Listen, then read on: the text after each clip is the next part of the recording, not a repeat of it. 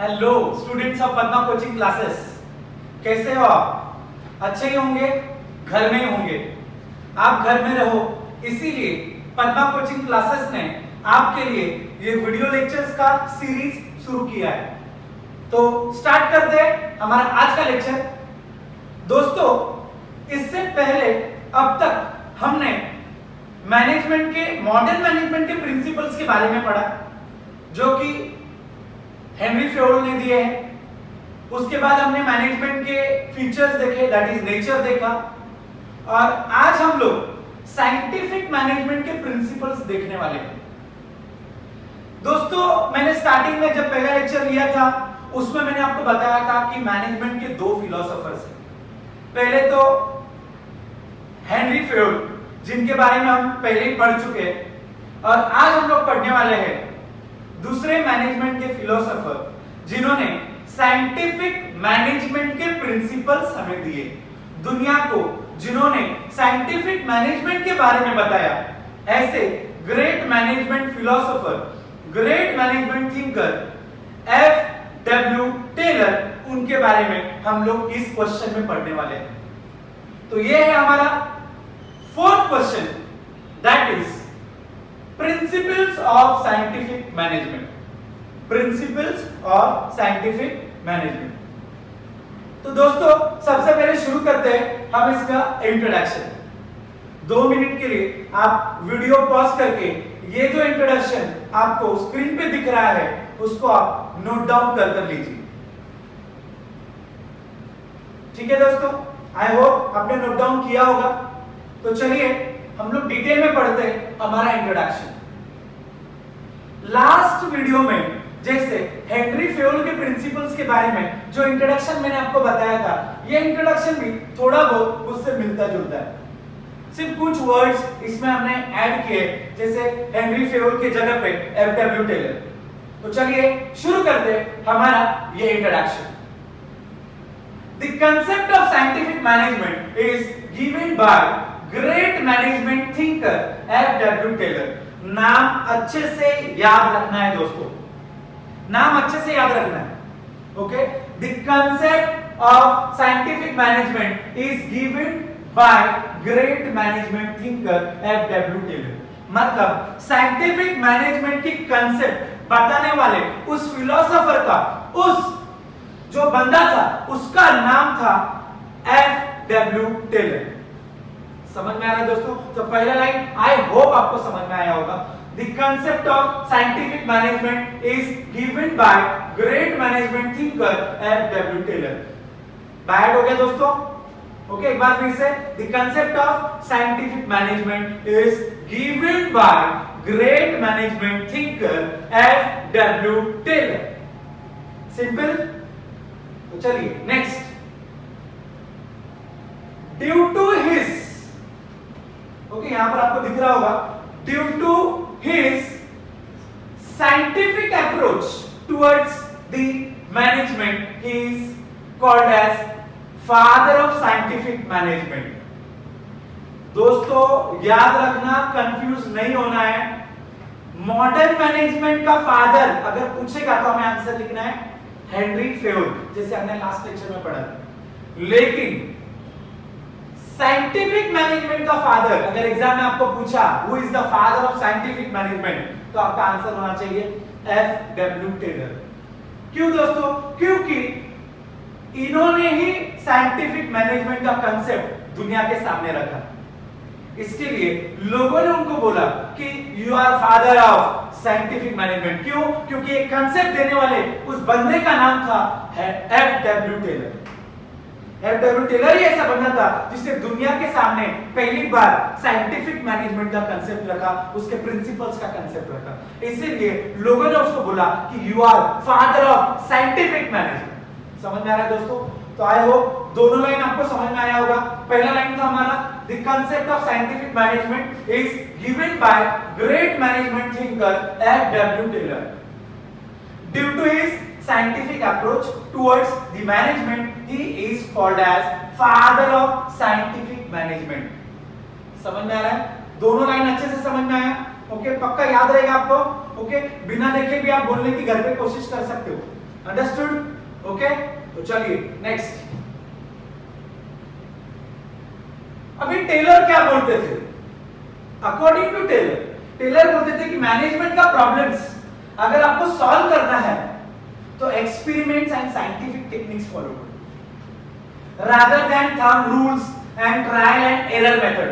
मतलब किसी की गलतियां निकालने से कभी मैनेजमेंट का प्रॉब्लम सॉल्व नहीं होगा।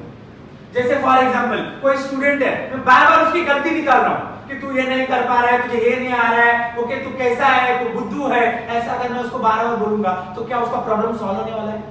उससे अच्छा मैं उसके ऊपर वर्कआउट करूं, उसको अच्छा टेक्निक दूं, उसको अच्छा मेथड समझाऊं जिससे उसको वो प्रॉब्लम समझ में आए, जिससे उस क्वेश्चन का आंसर वो फटाफट लिखे तो उसका प्रॉब्लम सॉल्व हो जाएगा। सिमिलरली उसी तरीके से एफडब्ल्यू टेलर बोलते हैं दोस्तों कि मैनेजमेंट का प्रॉब्लम्स अगर आपको सॉल्व करना है तो टेक्निक्स फॉलो करो, मेथड्स फॉलो करो, साइंटिफिक टेक्निक्स फॉलो करो, मेथड्स फॉलो करो। रूल्स एरर्स निकालने से कभी भी मैनेजमेंट का प्रॉब्लम सॉल्व नहीं होता है दोस्तों। अंडरस्टूड? समझ में आ रहा है? तो एक बार फिर से लाइन में रिपीट करता हूं। According to Taylor management problems should be solved by experiments, ध्यान से याद रखना बच्चे, experiments and scientific techniques rather than thumb rule and trial and error method। याद रखना दोस्तों, मैनेजमेंट का प्रॉब्लम सॉल्व करना है तो टेक्निक्स फॉलो करो, मेथड्स फॉलो करो।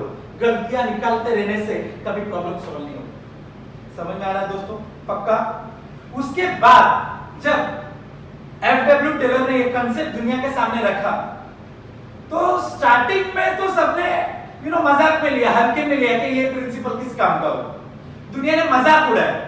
लेकिन यूएसए ने समझा सबसे पहली बार कि ये जो प्रिंसिपल्स है ये जबरदस्त प्रिंसिपल है, ये प्रिंसिपल बिजनेस के लिए बहुत इंपॉर्टेंट है। इन प्रिंसिपल्स की वजह से बिजनेस का ग्रोथ हो सकता है दोस्तों, और इसीलिए इसके जो प्रिंसिपल है दोस्तों सबसे पहले यूएसए ने एक्सेप्ट किए। ओके, हमने लिखा है इंट्रोडक्शन में, His scientific management is accepted initially in USA। उसके बाद यूएसए के बाद यूरोपियन कंट्रीज ने ये प्रिंसिपल्स को एक्सेप्ट किए, और उसके बाद यूएसए और यूरोपियन कंट्रीज ने यूज करने के बाद वहां के बिजनेस का ग्रोथ होने के बाद पूरी दुनिया को लगा कि नहीं यार, साइंटिफिक मैनेजमेंट के प्रिंसिपल भी बहुत यूजफुल है हेनरी फेयोल की तरह। इसीलिए पूरी दुनिया ने ऑल ओवर वर्ल्ड ये प्रिंसिपल यूज होने लग गए दोस्तों। समझ में आ रहा है? अंडरस्टूड? ओके, एक बार मैं फिर से रिपीट करता हूं कि एफडब्ल्यू टेलर की जो साइंटिफिक मैनेजमेंट के प्रिंसिपल्स है दोस्तों, सबसे पहले किसने एक्सेप्ट किया? यूएसए ने। उसके बाद किसने एक्सेप्ट किया? यूरोपियन कंट्रीज ने। एंड लास्ट में पूरी दुनिया ने उसके प्रिंसिपल्स को एक्सेप्ट किया, और पूरी दुनिया में जहां जहां बिजनेस है वहां साइंटिफिक मैनेजमेंट के प्रिंसिपल्स भी फॉलो करने लग गए। समझ में आ रहा है दोस्तों? ओके, तो आई होप समझा होगा। चलिए एक बार फिर से रिवीजन करते हैं हमारे इस introduction. The concept of scientific management is given by great management thinker F W Taylor. Management, scientific management की जो कांसेप्ट है वो देने वाले बंदे का नाम है एफडब्ल्यू टेलर। उनका जो साइंटिफिक अप्रोच था मैनेजमेंट को लेके, इसके लिए लोगों ने उनको बोला, क्या बोला? Father of scientific management. Match the following, fill in the blanks में आपको आ सकता है। Dash is the father of scientific management. आपका आंसर क्या होगा? हेनरी फेयोल या फिर एफडब्ल्यू टेलर?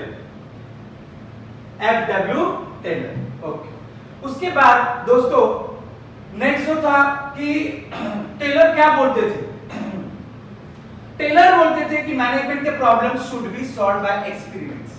अगर मैनेजमेंट के प्रॉब्लम सॉल्व करने हैं तो एक्सपेरिमेंट्स करो, मेथड्स फॉलो करो, साइंटिफिक टेक्निक्स फॉलो करो। गलतियां निकालने से, ज्यादा strict rules and regulations follow करने से कभी मैनेजमेंट का प्रॉब्लम सॉल्व नहीं होगा। उसके बाद इन्होंने जब ये कांसेप्ट दुनिया के सामने रखा, ओके, तब सबसे पहले इनका कांसेप्ट किसने एक्सेप्ट किया?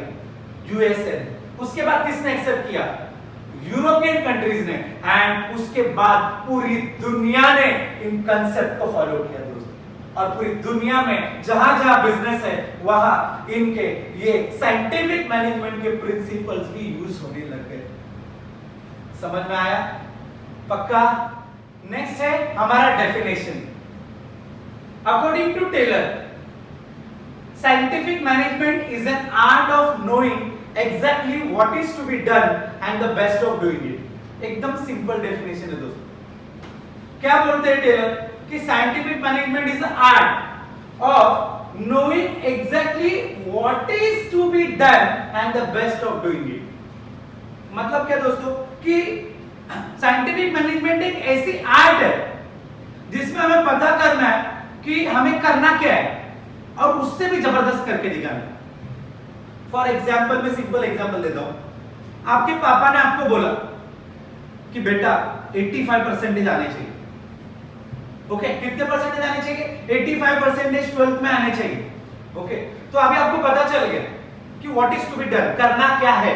लेकिन अपने बोर्ड एग्जाम में 95% लेके आए और सीधा बोर्ड में फर्स्ट रैंक लेके आया।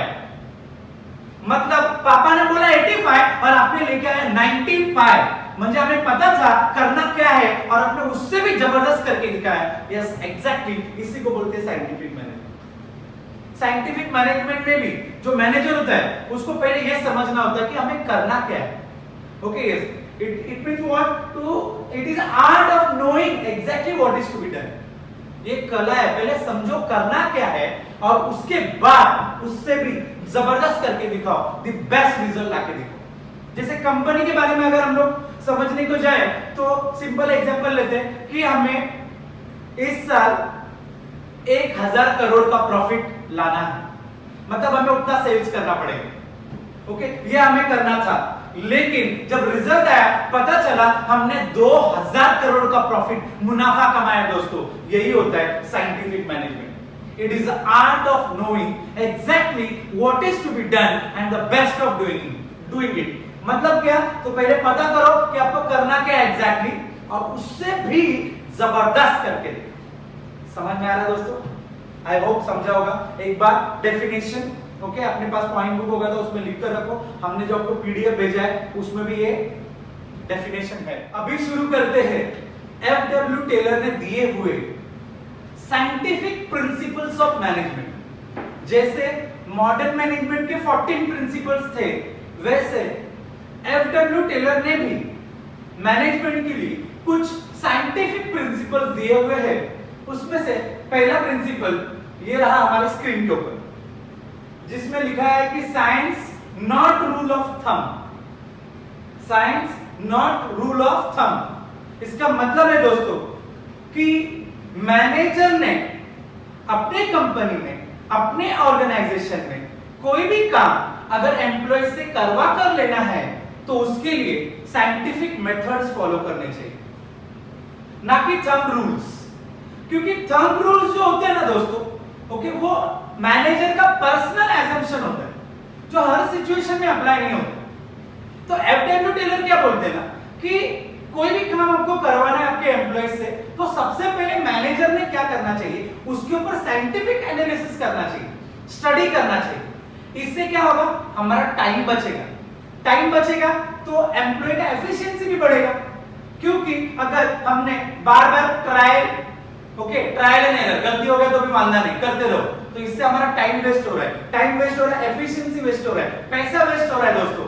तो एफडब्ल्यू टेलर वही बोलने की कोशिश कर रहे हैं कि थंब रूल्स नहीं कि भाई मुझे ऐसा लगता है ऐसा ही होगा, ऐसा नहीं होता है। सिचुएशन को स्टडी करो, ऐसे बोलते हैं एफडब्ल्यू टेलर। सिचुएशन को स्टडी करो, टेक्निक्स को फॉलो करो, मेथड्स फॉलो करो, उसके बाद भी कोई काम आप अपने एम्प्लॉय से करवा के लो। इससे क्या होगा दोस्तों, आपका टाइम बचेगा, टाइम बचेगा, एफिशिएंसी बढ़ेगा और जितना जल्दी हो सके आपका काम कंप्लीट होगा दोस्तों। इसीलिए ये प्रिंसिपल बहुत इंपॉर्टेंट है बिजनेस के लिए। ओके तो हमारा पहला प्रिंसिपल है science not rule of thumb. मतलब थंब रूल्स को यूज करने से अच्छा आप कोई भी काम के लिए मैनेजमेंट का एक्सपेरिमेंट्स करो, मेथड्स फॉलो करो। इससे क्या होगा दोस्तों, इससे आप जो सिचुएशन समझ के उस सिचुएशन का एनालिसिस करके साइंटिफिक टेक्निक्स अगर फॉलो करवाओगे तो आपका काम जल्दी पूरा होगा। एम्प्लॉइज लोग कंफ्यूज नहीं होंगे, उनका एनर्जी बचेगा, टाइम बचेगा, एफिशिएंसी बढ़ेगा। समझ में आ रहा है? Understood? Next principle of scientific management is harmony not Discord. Okay मतलब क्या, हार्मनी होना चाहिए, डिस्कॉर्ड नहीं होना चाहिए। अभी आप बोलोगे सर हार्मनी मतलब क्या, डिस्कॉर्ड मतलब क्या, तो मैंने बोर्ड पर यहां पर लिखा है दोस्तों। हार्मनी का मतलब हम शुद्ध हिंदी में उसको बोलेंगे तालमेल होना चाहिए। किसके बीच में? मैनेजमेंट एंड एम्प्लॉइज के बीच में, ना कि डिस्कॉर्ड होना चाहिए, मतलब डिसएग्रीमेंट। ओके, मतलब मैनेजर ऑर्डर दे रहा है, वर्कर बोल रहा है नहीं मैं नहीं करूंगा। ओके, मतलब आर्ग्यूमेंट होना एक तरीके से। तो अगर मुझे बताओ दोस्तों, कंपनी हमारा, कंपनी में मैनेजमेंट का अगर वर्कर्स नहीं सुन रहे हैं, दोनों के बीच में डिसएग्रीमेंट है, झगड़ा हो रहा है, तो कभी भी कंपनी सक्सेसफुल नहीं हो सकती।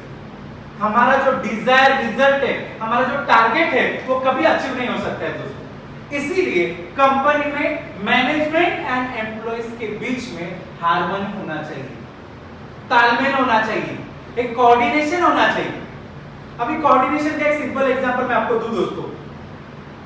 जब हम गाड़ी को ड्राइव कर रहे होते हैं, बराबर, तभी हमारी आंखें सामने देख रही होती है। ओके, मिरर में देख रहे होते हैं हम, कभी कभी साइड मिरर में देखते हैं, कभी कभी मिडिल मिरर में देखते हैं। हमारे जो पैर होते हैं, लेग्स होते हैं, कभी कभी ब्रेक पे जाता है, कभी एक्सीलरेटर पे जाता है। तो ये क्या है दोस्तों?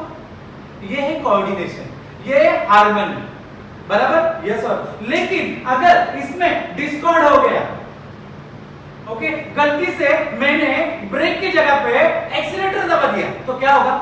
स्पीड ब्रेकर के ऊपर से गाड़ी ऐसे उड़ेगी, जैसे मूवी में दिखाते हैं वैसे, बराबर है ना दोस्तों? ये सर नो। आखिर ने बोला कि नहीं मैं देखूंगा ही नहीं, तो क्या मैं गाड़ी चला सकता हूं?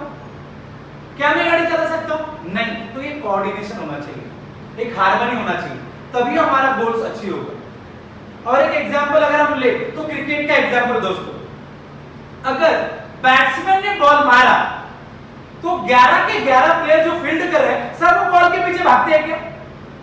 सब अगर बॉल के पीछे भागेंगे तो जब बॉल हाथ में आएगी, गेंद हाथ में आएगी, तो उससे आउट कैसे करेंगे? स्टंप के पास तो कोई खड़ा ही नहीं। ओके, और जोर से अगर दूर से फेंक दिया, 11 के 11 लोगों ने एक ही जगह पे खड़ा होके, और बॉल अगर दूर से स्टंप के पास फेंका और स्टंप को नहीं लगी तो थ्रो होता है। ओके, वहां से सीधा बाउंड्री लाइन, 4 रन और एक्स्ट्रा मिल जाएंगे दोस्तों। इसके लिए आप कभी भी देखो, एक या दो प्लेयर बॉल के पीछे भागते हैं, एक जन स्टंप को कवर करता है, एक जन बाउंड्री के अंदर जाके खड़ा होता है। क्यों? कि भाई गलती से अगर थ्रो छूट भी गया तो बाउंड्री नहीं जानी चाहिए। ये होता है कोऑर्डिनेशन, ये होता है हार्मनी। समझ में आ रहा है दोस्तों? अंडरस्टूड? तो एफडब्ल्यू टेलर यही बोलते हैं कि मेरा ये सेकंड प्रिंसिपल क्यों इंपॉर्टेंट है? क्योंकि कंपनी चलती है मैनेजमेंट और एम्प्लॉय इन दोनों के बीच के तालमेल के वजह से, हार्मनी के वजह से। अगर ये हार्मनी नहीं रही, वर्कर्स के बीच में, मैनेजमेंट के बीच में आर्ग्यूमेंट होने लग गया, डिस्कॉर्ड होने लग गया, तो दोस्तों बिलीव मी, आपका कंपनी में कोई भी काम ठीक से नहीं होगा। आपके कंपनी का प्रोडक्शन कम हो जाएगा, और प्रोडक्शन कम हो गया तो आपके कंपनी का सेल्स कम होगा, सेल्स कम होगा तो प्रॉफिट कैसे होगा दोस्तों? दैट्स व्हाई ये प्रिंसिपल बहुत इंपॉर्टेंट है। समझ में आ रहा है? नेक्स्ट प्रिंसिपल है दोस्तों मेंटल रिवॉल्यूशन। मेंटल रिवॉल्यूशन, इसका मतलब होता है दोस्तों, कंपनी में दो लोग होते हैं जो बहुत इंपॉर्टेंट होते हैं, एक है मैनेजर और दूसरा है एम्प्लॉय। ओके, एक होता है मैनेजमेंट और दूसरा एम्प्लॉइज। तो दोस्तों ये दोनों के बीच में मेंटल रिवॉल्यूशन होना चाहिए, उनका जो एटीट्यूड है वो टोटली चेंज होना चाहिए एक दूसरे के। It means what? कि एम्प्लॉय भी जरूरी है, उसी तरह मैनेजर भी जरूरी है। तो मैनेजर को ऐसा नहीं लगना चाहिए कि भाई मैं मैनेजर हूं, एम्प्लॉय क्या है कंपनी, एम्प्लॉय नहीं रहेगा तो भी चलेगा, ऐसा नहीं होता है दोस्तों। दोनों का भी अपना अपना रोल होता है, कंपनी के लिए दोनों भी इंपॉर्टेंट है। जैसे मैनेजर इंपॉर्टेंट है, वैसे एम्प्लॉय भी इंपॉर्टेंट है।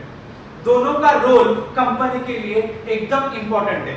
मैं एग्जांपल देता हूं दोस्तों, जैसे फॉर एग्जांपल अपना ह्यूमन बॉडी, कल को ब्रेन बोलेगा कि मैं सबसे इंपॉर्टेंट हूं, बाकी हाथ आंख क्या कुछ इंपॉर्टेंट नहीं, पैर वगैरह क्या सब चल जाता है। ऐसा नहीं है दोस्तों। अगर ब्रेन बोला मैं इंपॉर्टेंट हूं, हाथ बोला ठीक है मैं कल से खाना ही नहीं खाएगा, मैं खाने को टच ही नहीं करेगा, माउथ बोला मैं ओपन ही नहीं होऊंगा, ओके, नाक ने बोला मैं सांस ही नहीं लूंगा, बताओ दोस्तों क्या इंसान जी पाएगा? इनके हेल्प के अलावा क्या ब्रेन फंक्शनिंग कर पाएगा? नहीं ना दोस्तों। उसी तरीके से कंपनी का भी है।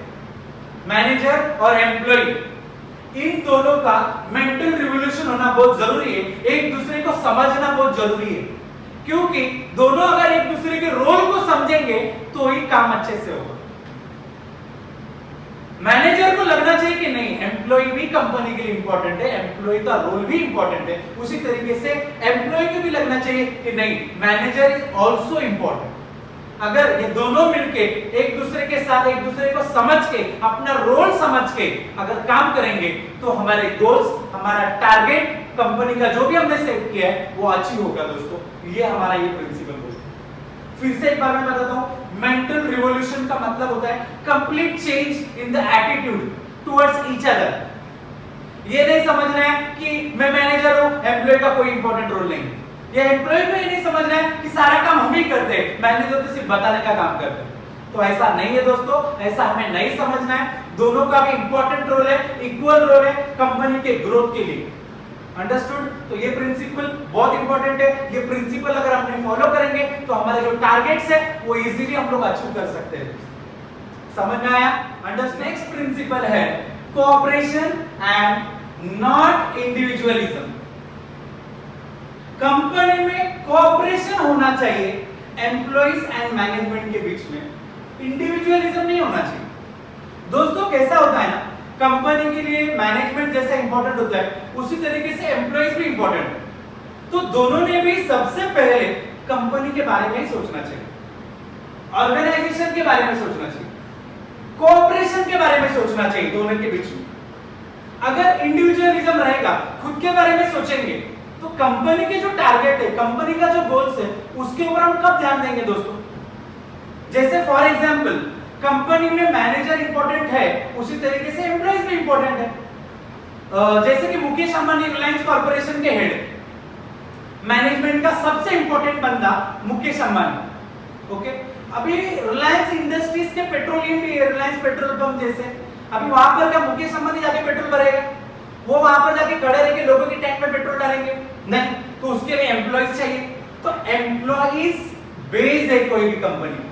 अगर एम्प्लॉइज नहीं रहेंगे तो कोई भी कंपनी मार्केट में खड़ी हो ही नहीं सकती। तो इसका मतलब यह हुआ कि एम्प्लॉय इंपॉर्टेंट है, नो डाउट, एम्प्लॉइज इंपॉर्टेंट, उसका एक अलग महत्व है कंपनी के लिए। लेकिन एम्प्लॉय को ऐसा भी नहीं समझना चाहिए कि मेरे बगैर अभी कंपनी नहीं चल सकती है, तो हम लोग स्ट्राइक करते हैं जानबूझ के और एक्स्ट्रा सैलरी की डिमांड करते हैं, एक्स्ट्रा फैसिलिटीज की डिमांड करते हैं।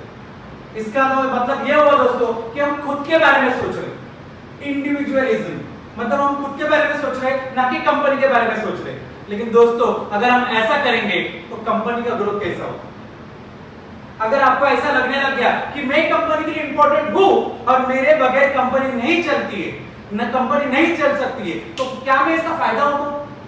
क्या मैं स्ट्राइक्स करूं? ऐसा नहीं होना चाहिए दोस्तों। ऐसे एमडब्ल्यू टेलर बोलते हैं कि मैनेजमेंट और एम्प्लॉय के बीच में कोऑपरेशन होना चाहिए। मैनेजर्स को भी पता होना चाहिए कि एम्प्लॉय इंपॉर्टेंट है, एम्प्लॉइज को भी लगना चाहिए कि नहीं मैनेजर भी इंपॉर्टेंट है, लेकिन इसका गलत फायदा नहीं उठाना चाहिए। इंडिविजुअलिज्म, खुद के बारे में नहीं सोचना चाहिए सिर्फ कि भाई अनवांटेड डिमांड्स में मैनेजमेंट के सामने रखूंगा क्योंकि मैं इंपॉर्टेंट हूं, मैं कंपनी का एक अहम हिस्सा हूं, ऐसा नहीं होना चाहिए दोस्तों। एम्प्लॉय को भी ऑलवेज कंपनी के बारे में पहले सोचना चाहिए, तो ही हमारे कंपनी के टारगेट्स अचीव होंगे। वंस अगेन दोस्तों, पॉइंट का नाम है cooperation and not individualism. Management and employees दोनों का गोल एक ही होना चाहिए, क्या? कंपनी के टारगेट्स को अचीव करना। ओके, गोल्स के लिए, गोल्स को अचीव करने के लिए मैनेजमेंट और एम्प्लॉइज के बीच में कोऑर्डिनेशन होना चाहिए, एक कोऑपरेशन होना चाहिए। ओके, दोनों भी इंपॉर्टेंट है कंपनी के लिए। एम्प्लॉय तो बहुत इंपॉर्टेंट पार्ट है कंपनी के लिए, नो डाउट। तो एम्प्लॉय को कल को ऐसा नहीं लगना चाहिए कि भाई इंडिविजुअलिज्म, मैं खुद के बारे में सोचूंगा, चलो हम लोग अगर नहीं रहेंगे तो कंपनी बंद हो जाएगी, कंपनी का प्रोडक्शन नहीं हो सकता है। ऐसा नहीं सोचो दोस्तों। अगर आप ऐसा सोचोगे, अनवांटेड डिमांड्स करोगे, बेमतलब का स्ट्राइक्स करोगे, तो कंपनी के गोल्स के ऊपर इसका इफेक्ट होगा। कंपनी बंद भी हो सकती है दोस्तों, उसका प्रोडक्शन कम हो सकता है दोस्तों, और इसका इफेक्ट कंपनी का प्रॉफिट के ऊपर होगा। तो कंपनी आपको कहां से सैलरी देगी? इसके लिए दोस्तों कंपनी में इंडिविजुअलिज्म नहीं होना चाहिए, इसको इंपॉर्टेंस नहीं देना चाहिए, ग्रुप एफर्ट्स को इंपॉर्टेंस देना चाहिए। कंपनी के टारगेट्स को अचीव करने के लिए employees as well as management मिलकर काम करना चाहिए। ये था हमारा नेक्स्ट प्रिंसिपल है हमारा डिवीजन ऑफ रिस्पांसिबिलिटीज। मतलब क्या दोस्तों, जिम्मेदारियों को भी बांटा जाना चाहिए। ऐसे एफडब्ल्यू टेलर बोलते हैं सारी जिम्मेदारियां हम मैनेजर के ऊपर नहीं डाल सकते, या फिर सारी जिम्मेदारियां हम अकेले एम्प्लॉयज के ऊपर नहीं डाल सकते। कंपनी को आगे लेकर जाना है, कंपनी को सक्सेसफुल बनाना है, तो मिलकर काम करना है। हमारे पहले भी पॉइंट्स में हमने देखा था, तो मिलकर अगर काम करना है तो जिम्मेदारियों को भी बांटो, रेस्पॉन्सिबिलिटीज जो भी है उनको डिवाइड करो। जैसे कि मैनेजर्स को हम जिम्मेदारी देंगे कि आप प्लानिंग करो, आप प्लानिंग करो, अच्छे से कंपनी के लिए प्लान करो। Okay, what to do, how to do, when to do, who is to do, ये सब काम मैनेजर को कि वो प्लान करे। फिर अभी एम्प्लॉय के ऊपर क्या जिम्मेदारी देंगे हम कि मैनेजर ने जो प्लान बनाया है, मैनेजर ने जो प्लानिंग किया है कंपनी के लिए, उसको इंप्लीमेंट करवाओ, एग्जीक्यूशन करवाओ, वो प्लान्स को ओके रियलिटी में लेकर आने के लिए हेल्प करो कंपनी, तो ही हमारे कंपनी के जो टारगेट्स है वो अचीव होंगे। अगर सारा जिम्मेदारी, सारा जो रिस्पांसिबिलिटीज है वो मैनेजर ने लिया तो फिर एम्प्लॉय क्या करेगा, और सारा जिम्मेदारी एम्प्लॉय के ऊपर दिया तो मैनेजर क्या करेगा। दोनों को लगेगा कि भाई उसको तो कोई जिम्मेदारी है ही नहीं, या फिर वर्कर को लगेगा मैनेजर्स को कुछ काम है ही नहीं। ऐसा नहीं होना चाहिए दोस्तों, दोनों ने भी अपना रिस्पांसिबिलिटीज को डिवाइड करके लेना चाहिए, तो ही हमारा काम जल्दी होगा और अच्छे से होगा। मैनेजर प्लानिंग करेगा, वर्कर उसको एग्जीक्यूट करेगा, उस प्लान्स को उसको इंप्लीमेंट करवाएगा, और जिस डायरेक्शन में मैनेजर ने समझाया था उसी डायरेक्शन में एम्प्लॉइज काम होने के बाद उसका रिपोर्टिंग करेंगे। रिपोर्टिंग करने के बाद अगर अच्छा रिपोर्टिंग आप करोगे, उसी तरीके से रिपोर्टिंग करोगे जिस तरीके से मैनेजर ने आपको समझाया है, तो आपका जो मैनेजर है और अच्छी तरीके से कंपनी के लिए प्लानिंग कर सकता है। अंडरस्टूड, समझ में आ रहा है? फिर से एक बार, डिवीजन ऑफ रिस्पांसिबिलिटीज मतलब काम को डिवाइड करो, जिम्मेदारियों को बांटो। जिम्मेदारियों को बांटना मतलब एम्प्लॉय और मैनेजमेंट दोनों ने अपनी अपनी जिम्मेदारियां लेनी चाहिए। जैसे मैनेजर प्लानिंग करेगा, वर्कर एग्जीक्यूशन करेगा, एग्जीक्यूशन होने के बाद, कंप्लीट होने के बाद सेम वे में रिपोर्टिंग करेगा अपने मैनेजर को। मैनेजर रिपोर्टिंग अगर अच्छा हो रहा है तो मैनेजर वापस अच्छे से प्लानिंग कर सकता है कंपनी के लिए। इससे क्या होगा दोस्तों, हमारा जो टारगेट्स है, कंपनी के जो गोल्स है, वो हम लोग इफेक्टिवली अचीव कर सकते हैं। समझ में? Last important point is maximum prosperity for employer and employees. दोस्तों, अगर आप चाहते हो कि आपकी कंपनी का ग्रोथ हो, तो वो ग्रोथ डिपेंड है आपके कंपनी के एम्प्लॉय के हाईएस्ट एफिशिएंसी के ऊपर। आप आपके कंपनी के एम्प्लॉय को मौका दो, अपॉर्चुनिटी दो कि वो अपनी हाईएस्ट एफिशिएंसी दिखा सके। अगर वो मौका एम्प्लॉय को नहीं मिलेगा तो वो अपनी एफिशिएंसी नहीं दिखा पाएगा, ऑलवेज वो एफिशिएंसी से कम काम करेगा अगर उसको अपॉर्चुनिटी नहीं मिला। लेकिन अगर हमें अच्छे से रिजल्ट चाहिए, हमें हमारे टारगेट्स कम से कम समय में अचीव करने हैं, तो आपके कंपनी के एम्प्लॉय को मौका दो, अपॉर्चुनिटी दो कि वो अपनी हाईएस्ट एफिशिएंसी दिखा सके। समय समय पर एम्प्लॉय को ट्रेनिंग दो, ट्रेनिंग से भी एम्प्लॉय का एफिशिएंसी बढ़ता है दोस्तों। समझ में आ रहा है? जैसे फॉर एग्जांपल, अगर एम्प्लॉय को मौका ही नहीं मिलेगा तो अपना एफिशिएंसी कैसा दिखाएगा। सिमिलरली मैं एक एग्जांपल देता हूं आपको। महेंद्र सिंह धोनी का नाम सुना होगा आपने, ओके, इंडियन क्रिकेट टीम के पहले के कैप्टन भी रह चुके। Yuvraj Singh and Mahendra Singh Dhoni state level के जब मैचेस होते हैं ना, साथ में क्रिकेट खेला करते थे स्टेट वाइज। लेकिन आगे जाके युवराज सिंह का सिलेक्शन हुआ इंटरनेशनल टीम में, लेकिन धोनी का सिलेक्शन नहीं हुआ। 5-6 साल हुए, 5-6 साल से युवराज सिंह क्रिकेट खेल रहा था, लेकिन धोनी को बेचारे को अपॉर्चुनिटी नहीं मिल रहा था। हमने उसके मूवी में भी देखा है।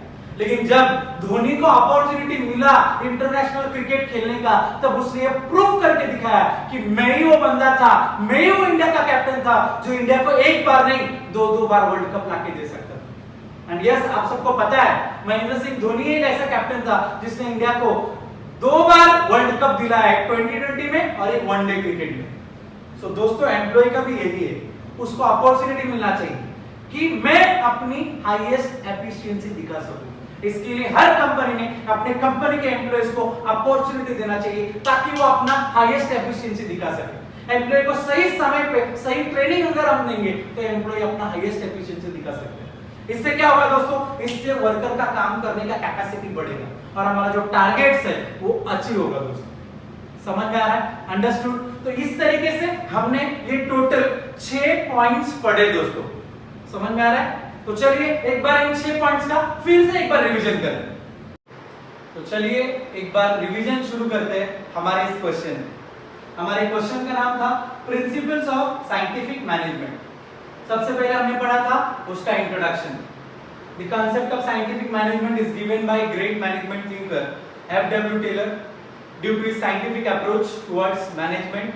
ही is also known as father of scientific management. ये आपको याद रखना है इसमें।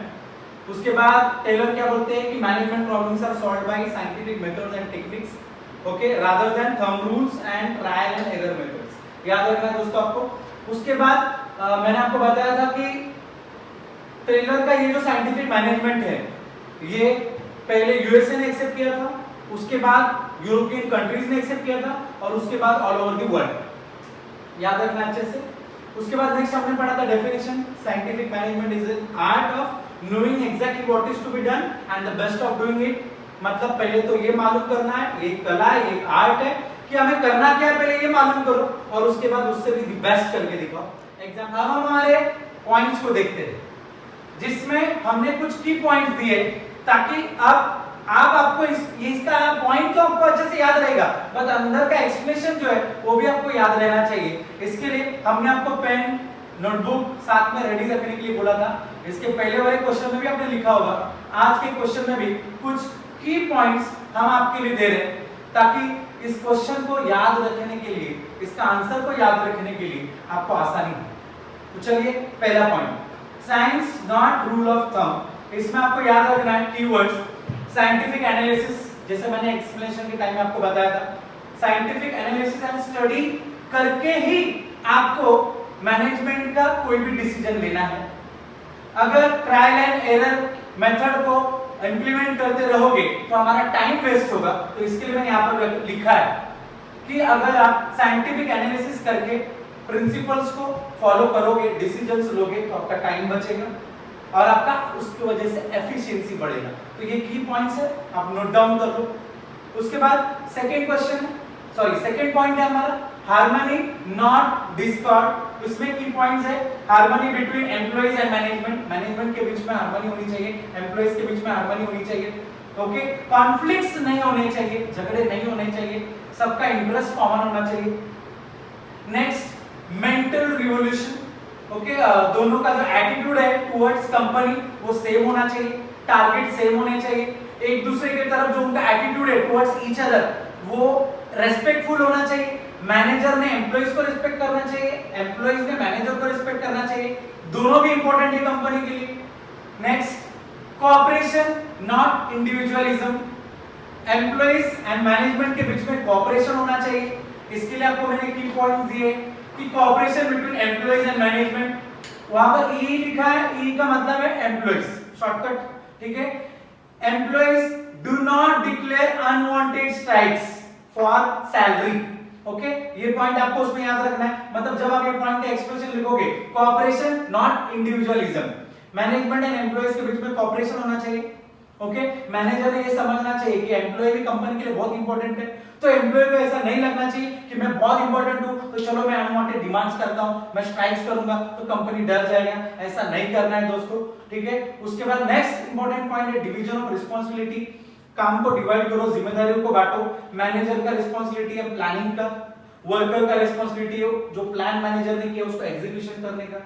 ये की पॉइंट्स आप याद रखो। उसके बाद नेक्स्ट और लास्ट पॉइंट है हमारा maximum prosperity for employ and employees, sorry employer and employ, मतलब दोनों को भी इक्वल अपॉर्चुनिटी मिलनी चाहिए। एम्प्लॉय को अगर आपने अपॉर्चुनिटी नहीं दी उसका हाईएस्ट एफिशिएंसी दिखाने का, तो एम्प्लॉइज में कितना कैपेसिटी है ये हमें पता नहीं चलेगा, ओके। इसके लिए इसमें की पॉइंट्स आप याद रखो। Give opportunity to employees to show his highest efficiency, okay. बार-बार एम्प्लॉइज को ट्रेनिंग देते रहो, क्योंकि ट्रेनिंग देने से एम्प्लॉय को जो स्किल्स है वो बोलते और अच्छे से वो यूज कर सकता है एंड अपना हाईएस्ट एफिशिएंसी कंपनी के लिए यूज करेगा। तो दोस्तों ये थे हमारे सारे की पॉइंट्स। अगर आपने इन की पॉइंट्स को इस्तेमाल करोगे तो आपको क्वेश्चन का आंसर्स याद रखने के लिए आसानी होगा, ओके। तो ये हमारी छोटी सी कोशिश थी कि क्वेश्चंस का आंसर आपको अच्छे से समझे। आई होप आपको अच्छे से समझा होगा। तो अगले वीडियो लेक्चर्स में हम अगले क्वेश्चंस के बारे में आपको इसी तरीके से अच्छे से इजी टेक्निक्स में आपको समझाने की कोशिश करेंगे। घर पे रहिए, सेफ रहिए, पढ़ाई का बिल्कुल टेंशन मत लीजिए। इसी तरीके से हर एक वीडियो लेक्चर्स में आपके सारे डाउट्स क्लियर किए जाएंगे, क्योंकि पद्मा कोचिंग क्लासेस अपने स्टूडेंट्स को हमेशा रखता है डाउट्स फ्री। तो मिलते हैं फिर हम हमारे अगले सेशंस में। Thank you.